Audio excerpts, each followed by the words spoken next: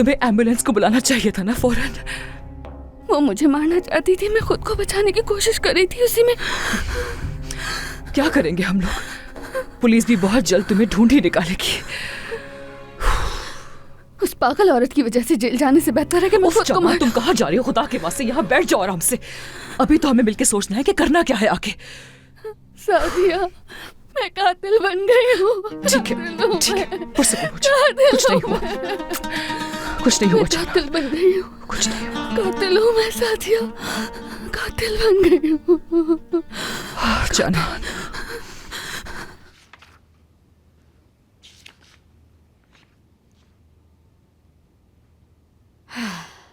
मैं बाजार से सस्ते कपड़े खरीद कर तंग आ चुकी हूँ। मतलब मैं भी मॉडल्स की तरह ये कपड़े पहनना चाहती हूँ। सादिया पर तो इस तरह के कपड़े बिल्कुल भी अच्छे नहीं लगते।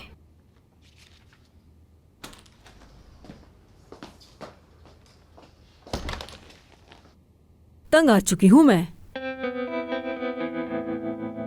घर में कोई होता नहीं है, ढेर सारे खाने पकवा लेते हैं मुझसे। क्या हो गया अम्मी, क्यों गुस्सा कर रही हैं आप?